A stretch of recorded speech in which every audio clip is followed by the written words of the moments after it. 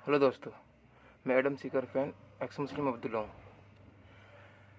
और ये पहली वीडियो है जो मैं अब बनाने जा रहा हूँ। तो मैं जो भी बात कहूँगा वो स्क्रीन पर दिखा के कहूँगा, जो भी बात कहूँगा हुज्जत के साथ और प्रूफ के साथ।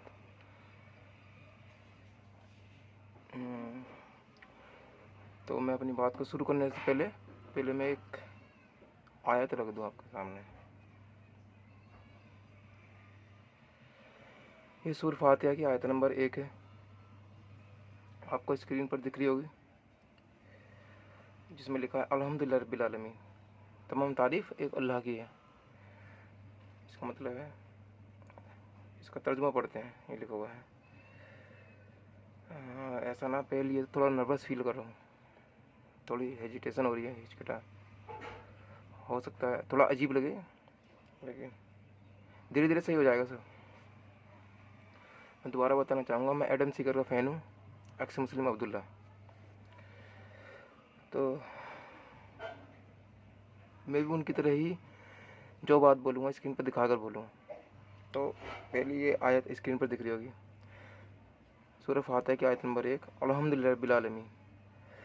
इसका तर्जुमा लिखा हुआ है, ये सब तारीफ़ अल्लाह के लिए हैं जो तमाम जहानों का पालने वाला है।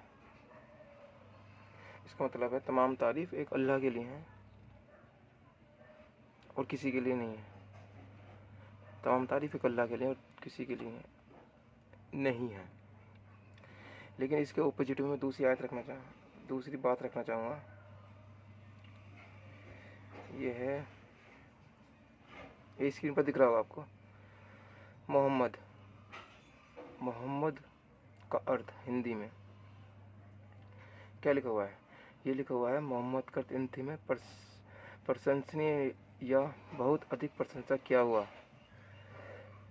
यह अरबी नाम है जिसका अर्थ है बहुत अधिक प्रशंसा किया गया। यानी इसका मतलब है इसकी बहुत ज़्यादा तारीफ़ होती हो। तो वहाँ कहा गया है अल्हम्दुलिल्लाह रब्बिल आलमीन की तमाम तारीफ़ के लायक सिर्फ अल्लाह है। लेकिन कहाँ गई वाली आयत, अभी निकालता,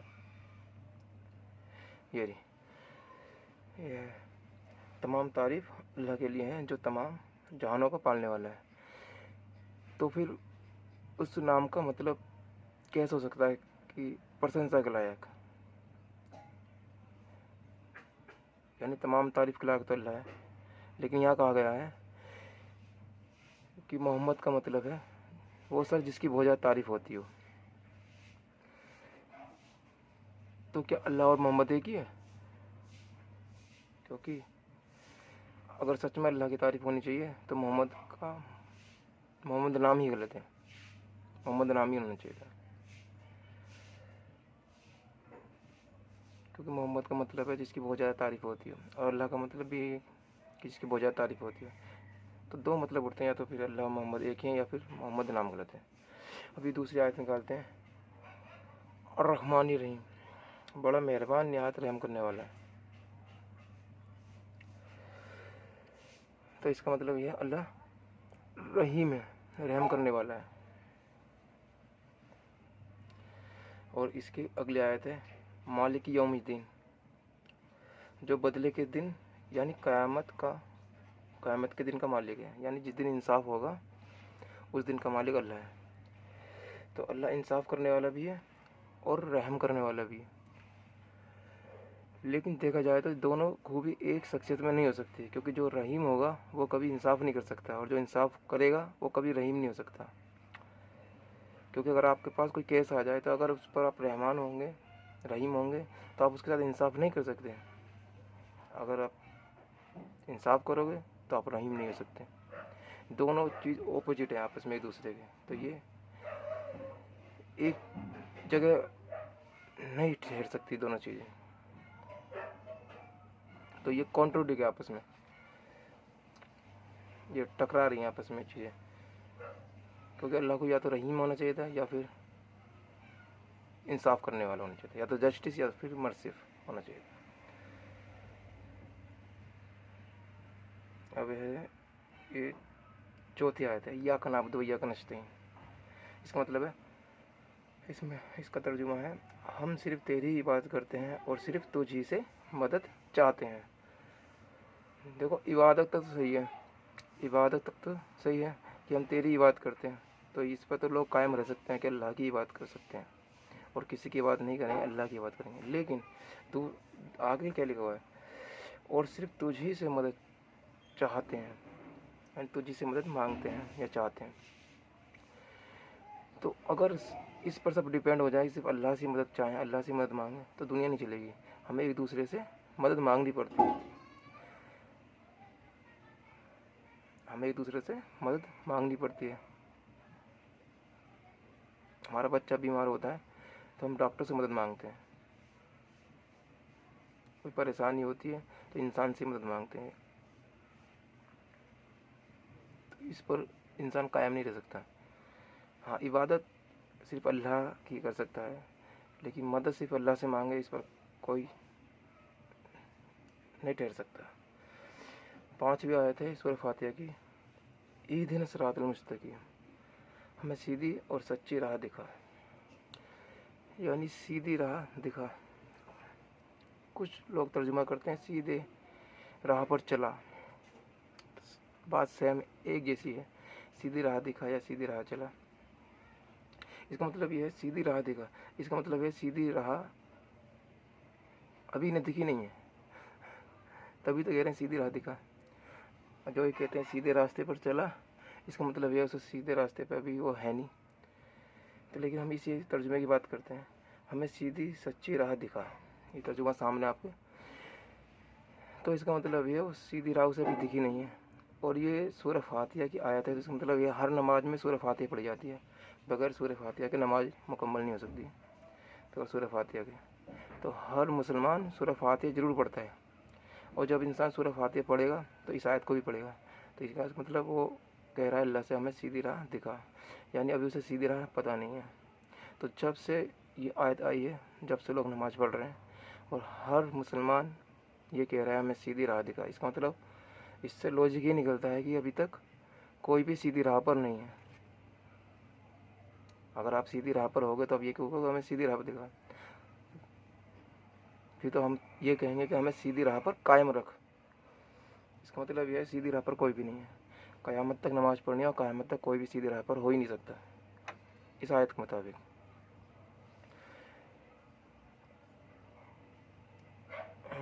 अब दूसरी आयत निकालता हूँ, इस सूरह निसा की आयत नंबर 56 है। इसमें लिखा हुआ इन्नल लज़ीना कफ़रू बिआयातिना सौफ़ा नुस्लिम कुल्लमा नज़िद ज़ुलूदन बद्दलनाहुम ज़ुलूदन गैरा लियुज़ीक़ुल अज़ाब इन्नल्लाह काना अज़ीज़न हकीम। इसमें लिखा हुआ है जिन लोगों ने हमारी आयतों से कुफ्र किया, इन्हें हम यकीनन आग में डालेंगे, जब इनकी खालें पक जाएंगी हम इनके सिवा और खालें बदल देंगे ताकि वो अजाब चखते रहें। यकीनन अल्लाह ताला गालिब हिकमत वाला है। यानी इसका मतलब यह है कि अल्लाह ताला कह रहे इस आयत में कि जो अल्लाह की बात को नहीं मानेगा हम उसे जहन्नम में डालेंगे, उसकी खाल जलाएंगे, और जो खाल जल जाएगी तो उसे हम दोबारा नई खाल देंगे और फिर जलाएंगे, फिर वो खाल जल जाएगी, फिर दोबारा नई खाल देंगे, फिर जलाएंगे। यानी ऐसे ही सिलसिला चलता रहेगा, खाल देते रहेंगे, जलाते रहेंगे। ये सजा है उसकी जो काफिर लोग जो अल्लाह पर यकीन नहीं रखते। लेकिन सवाल इस पर ये उठता है कि अल्लाह तो रहीम है, अल्लाह तो रहीम है, जो रहीम है वो कभी भी इतनी तगड़ी सज़ा नहीं दे सकता। दुनिया के अंदर जितने भी गुनाह हो रहे हैं, जितने भी मुल्क ममालिक हैं, जितने भी गुनाह हो रहे हैं, कोई भी ऐसी सज़ा नहीं देता। किसी भी मुल्क के अंदर ऐसी सज़ा नहीं है कि खाल जलाओ फिर दो, फिर जलाओ फिर दो नई खाल, फिर जलाओ फिर दो। क्या कोई ऐसा गुनाह दुनिया में है जिस पर ऐसी सज़ा मिले? नहीं, ऐसा गुनाह तो कोई नहीं है। तो और ख़ास तौर से वो जो रहीम है, रहीम इंसान कभी भी इतनी तगड़ी सज़ा दे ही नहीं सकता। रहीम का मतलब होता है रहम करने वाला।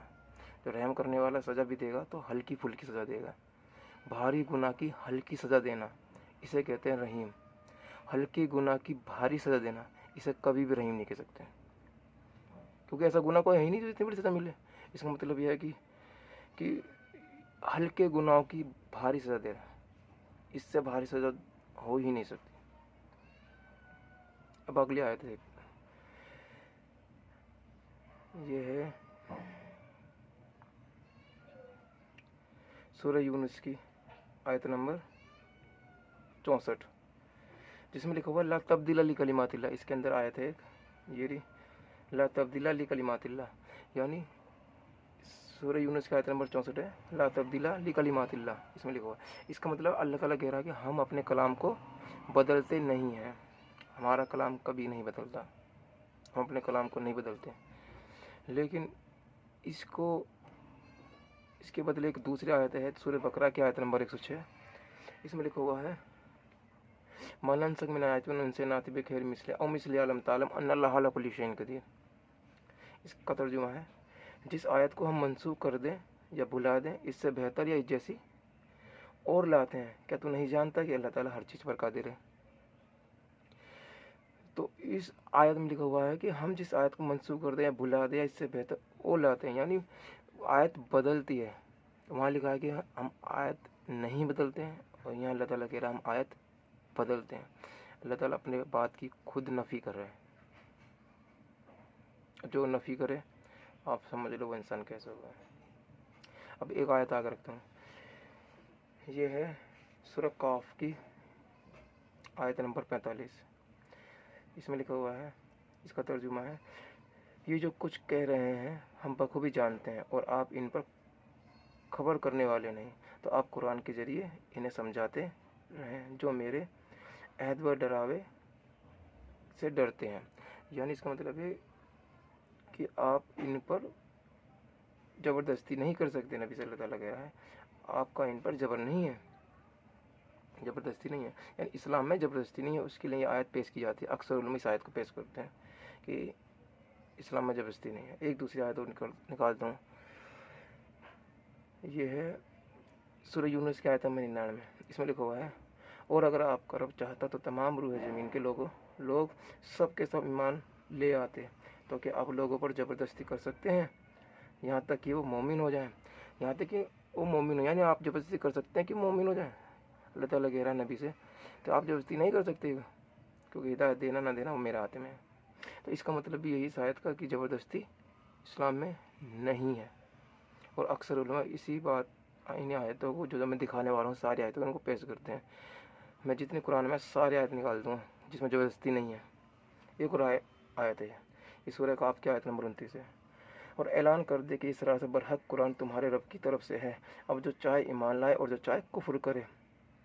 ظالموں کے لیے ہم نے وہ آگ تیار کر رکھی ہے جس میں فناتے انہیں گھیر لیں گے. اگر وہ فریاد رسی چاہیں گے تو ان کی فریاد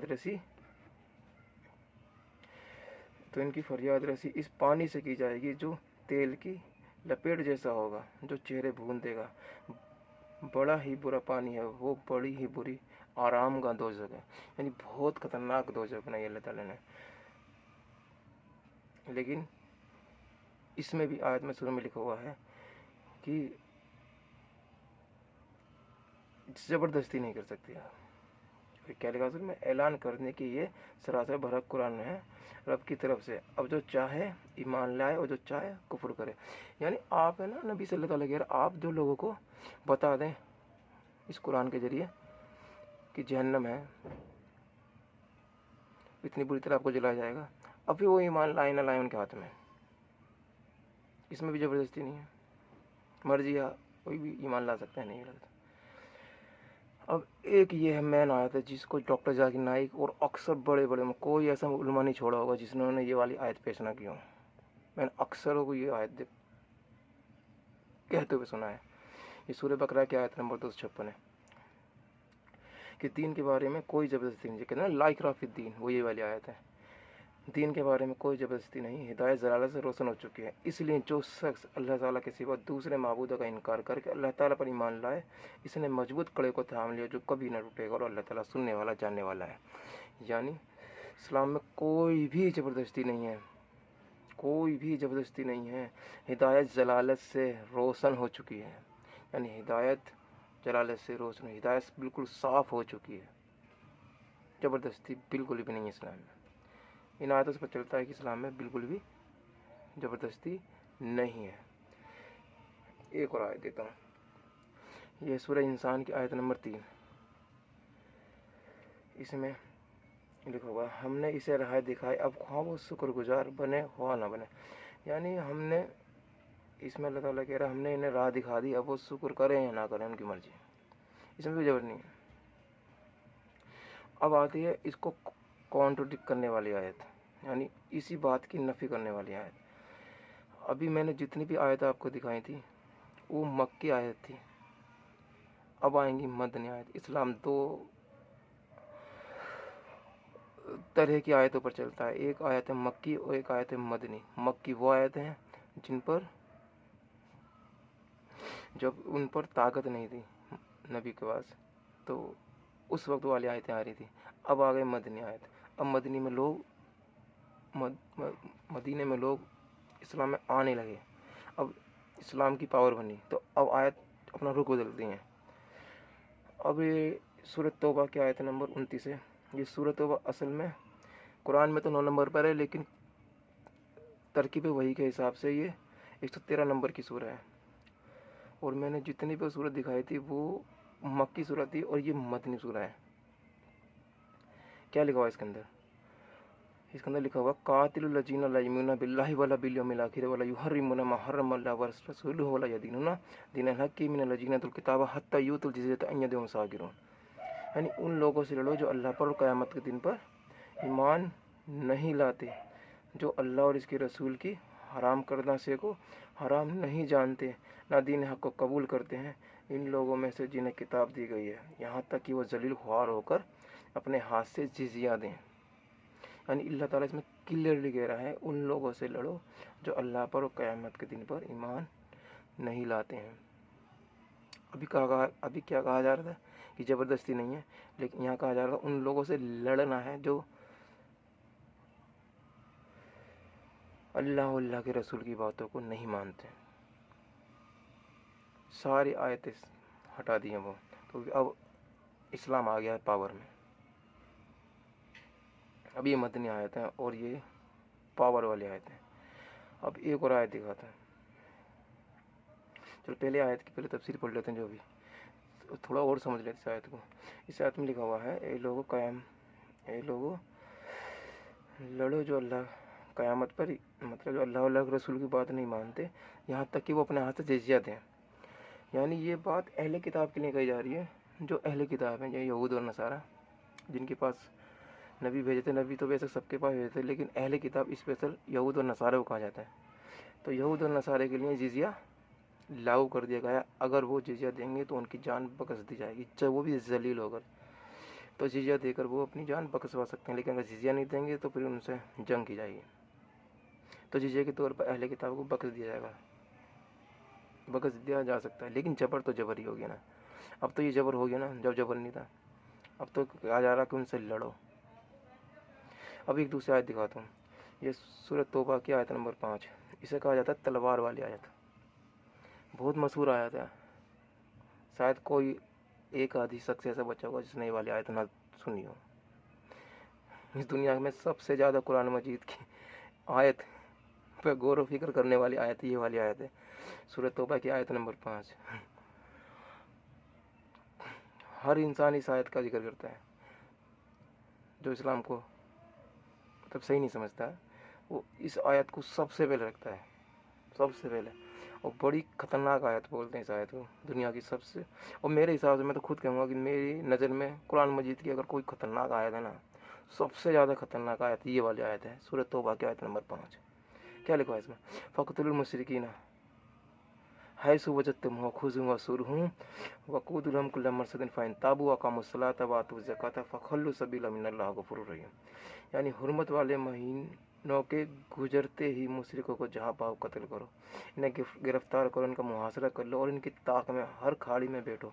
हाँ, अगर वो तौबा कर लें और नमाज के पाबंद हो जाए और ज़कात अदा करने लगे तो तुम इनकी राहें छोड़ दो, यकीनन अल्लाह ताला बख्शने वाला मेहरबान है। इसका मतलब क्या है? इसका मतलब मैं थोड़ा तफसील समझाता हूँ कि हुर्मत वाले महीने, यानी हुर्मत वाले महीने वो होते हैं जिसमें लड़ाई नहीं की जाती है। तो उन महीनों को गुजरते ही मुशरिकों को जहाँ भी पाओ उन्हें कत्ल करो। अल्लाह ताला कह रहा है मुशरिकों को जहाँ भी पाओ उन्हें कत्ल करो ان کا محاصرہ کرو، انہیں گھیر لو، ان کی طاق میں چپ چاپ بیٹھ جاؤ، یعنی انہیں دھوکے سے مارو، دھوکے سے مارنے کا بھی اس میں ذکر ہے، یعنی بس مارو چاہے کیسے بھی مارو، مشرکوں کو مارو، جہاں بھی ملا ان کی گردنیں اڑا دو، یہاں تک کہ وہ نماز پڑھنے لگیں، زکوٰۃ دینے لگیں، تب تک اسے نہیں چھوڑنا آپ کو۔ اگر وہ نماز پڑھنے لگیں، زکوٰۃ دینے لگیں تو پھر آپ ان کی جان بچ سکتے ہو، نہیں تو پھر وہ قتل کا حقدار ہے۔ اس آیت پہ بھی کچھ علماء کو اختلاف ہے، خیر ابھی میرے پاس تفسیر نہیں ہے یا ٹائم بھی نہیں ہے اتنا، آگے اس بارے میں بات کروں گا، لیکن میں اس کی ایک تفسیر دکھانا چاہوں گا جو میں نے آپ سے ابھی بات کی تھی کہ اس آیت نے جتنی بھی امن والی آیتیں، یعنی جس میں زبردستی نہیں ہے، ساری آیتوں کو منسوخ کر دیا ہے، ساری آیتوں کو منسوخ کر دیا ہے کہ اب کوئی آیت نہیں مانی جائے گی، اب یہ والی آیت مانی جائے گی، اب سارے امن و امان ختم ہو گئے۔ اب میں تفسیر کھولتا ہوں، اس تفسیر ہے یہ ابن کثیر، کھولتے ہیں، یہ سورۃ توبہ آیت نمبر 5 ابن کثیر۔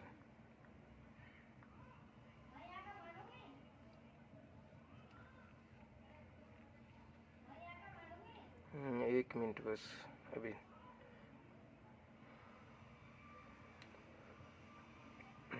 یہ آ گئی سورہ توبہ کی آیت نمبر 5 ابن کثیر ہے، اس کی تفسیر یہ آگے سے نکالتے ہیں، پوری پڑھ سکتے ہیں لیکن اتنا پوری پڑھیں گے ٹائم اتنا نہیں ہے، کہاں گئے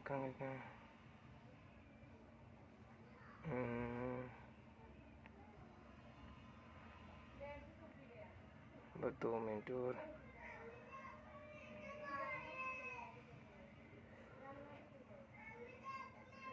یہ آ گئی، یہ لکھا ہوا ہے ضحاک فرماتے ہیں، ایک صحابی ہیں، ضحاک فرماتے ہیں یہ تلوار کی آیت ہے، اس نے ان تمام عہد و پیمان کو چاک کر دیا جو مشرکوں سے تھے۔ ابن عباس کا قول ہے کہ برات کے نازل ہونے پر 4 مہینے گزر جانے کے بعد کوئی عہد و ذمہ باقی نہیں رہا، پہلی شرطیں برابری کے ساتھ توڑ دی گئیں، اب اسلام اور جہاد باقی رہ گیا، اب بس اسلام اور جہاد باقی رہ گیا، اب ساروں امن و امان ختم ہو چکے ہیں۔ یہ تفسیر کہتی ہے سورۃ توبہ کی آیت نمبر 5 ابن کثیر، اور ضحاک صحابی فرماتے ہیں اس چیز کو، میں نے اسکرین پر دکھا کے بتایا ہے، اگر آپ کو ماننا ہے میری باتوں کو مانیں، نہ ماننا ہے ٹھکرا دیں، لیکن میں نے جو بولا ہے بالکل سچ بولا ہے، دکھا کے بولا ہے، کیونکہ میں ایڈم سیگر کا فین ہوں نا، اس وجہ سے۔